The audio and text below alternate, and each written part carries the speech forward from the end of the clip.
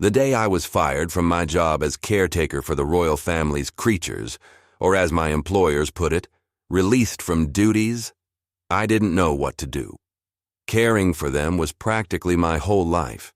My quarters at the castle were no longer mine, but I was never someone who relished in filling my living space with things, so I needed no assistance.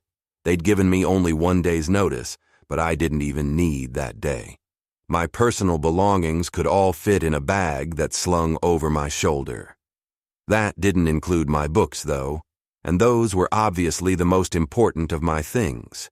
So, I donated all but my 3 favorites to the local library. At least I knew they'd be nearby to reread them if I wished. My replacement was incompetent. It was plain to see to anyone paying attention, but the royal family only cared that she was a noble, and they bought into her song and dance of allegedly proficiency with all manner of creatures. It seemed absurd that they were to replace one woman with another just because of social standing, but after the incidents in town the previous month with a mentally unstable necromancer and several draugr, they'd wanted to upgrade the person in charge of their creatures. They were just too foolish to see that that wasn't what they'd done. Walking into the forest, I figured I would go through the rocky area to the west of town until I found a cave that was both dry and unoccupied. Such a long time had passed since I'd last slept outdoors that I didn't even have proper camping equipment. It wouldn't be a comfortable rest, but I didn't want to spend my savings on it at the moment, now that I was jobless. Furthermore, I didn't want to be with the townsfolk right now. For all my efforts, I still blamed them for making such a fuss over that necromancer that the royal family decided to placate them by hiring someone of great renown for the castle's creatures. After finding my temporary home before the sun went down, I made a pillow by putting some of my clothing in a bag that I would use to designate clothes that needed to be laundered. A hard bed was one thing. Nowhere to rest my head would have been difficult. I watched the sunset, turning the horizon into a beautiful glowing mix of deep orange and red, the blue sky giving way to the dark of night. At the edge of the cave on the rocky surface of the surrounding area, I built a small fire, tossing in peppermint and lemon balm to attempt to keep away pests. Then, once I'd had dinner, gotten a few into one of my books, and then started to feel sleepy, I snuffed it out, hoping the smells emanating from the ashes would assist in deterring mosquitoes and other bothersome insects. I settled in the spot in which I planned to sleep. The forest comes alive in a different way when the sun has set. Most assume the animals of the woods all find a safe place to hide away from the world and sleep, and yes, the ones they see during the day certainly do. But the area was teeming with nocturnal life, and the little noises here and there could scare those sleeping rough for the first time. To me, it was a gentle chorus of sounds, the croaks of frogs, the hoots of owls, all the sounds that sang together over the echoing foundation of chirping crickets. I listened as I saw the occasionally firefly flit past, and at one point saw a nearby frog make a meal of one of the crickets. Many prefer the familiar sounds of people going about nightly business, even if it means risking being roused and sent packing by a store owner unwilling to let you rest in the alley, or being badgered by a drunk who came to the alley to vomit or piss.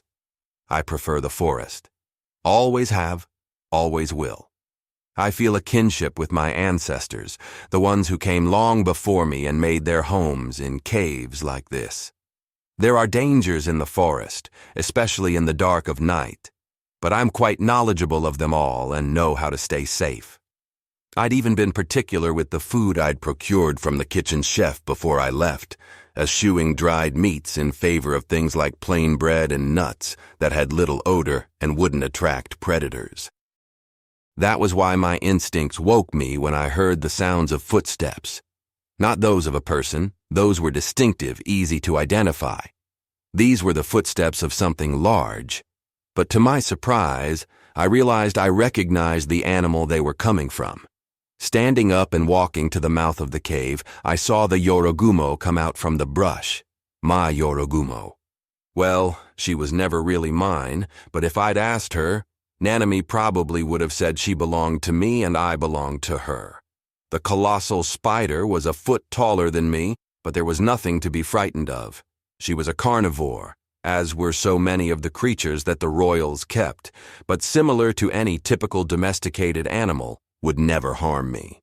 She was absolutely not domesticated, but I trusted her, the type of solid trust built over time, starting with a sturdy foundation and created from mutual understanding and care.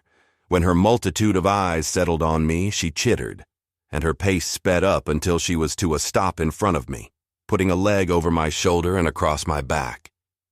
"What are you doing out here, sweetheart?" I asked worriedly, smoothing down the hairs on her legs. Nanami's demeanor wasn't distressed. Quite the contrary, she seemed content and leaned her leg into my pats. "They royals are going to be upset that you left." I couldn't exactly speak with the creatures I cared for when they were in animal form, and couldn't speak with the ones unable to shift to a human form to speak.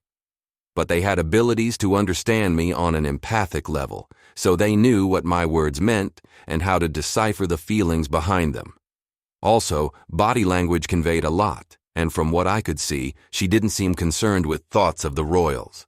Then more footsteps sounded, faint at first, and then, as I moved to look behind her, getting gradually louder. "Oh my," I said, muttered. The others were coming as well.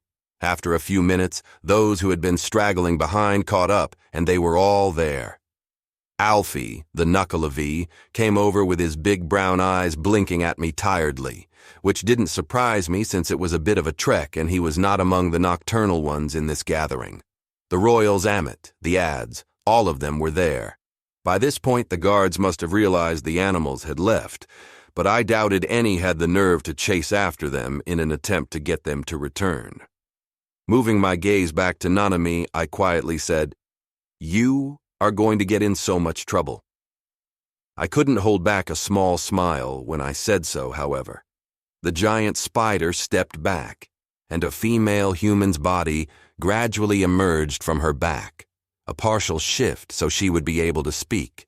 It was visible down to the shoulders, and her long dark hair fell down the carapace that merged with the skin of the human bust. "You leave," she rasped, her slow voice that of an old woman after a lifelong fondness for cigars. "We leave." "Nanami?" I started. Staring into her bulbous eyes, I shook my head and sighed. "I love all of you, you know that. But what I had at the castle was a job. That meant they could find someone else, someone of higher standing. I'm no noble, that's for sure, so there's nothing to be done." "Noble is foolish," she said with disdain. "Food is silly, dead and mushy and boring. Noble does not play, does not bring treats, does not know us." Giving her a grim smile, I said, "That's unfortunate, but you bring much pride to the royals by being in their menagerie. Noble does not love us." My face fell at that. Not all royals had caretakers that bonded so closely with their beasts, but it was vital if they wanted a highly reputable menagerie. "If you refuse to go back," I told her, "they might try to force you, and I don't want that to happen." Her human face turned to an expression that said, "I'd like to see them try."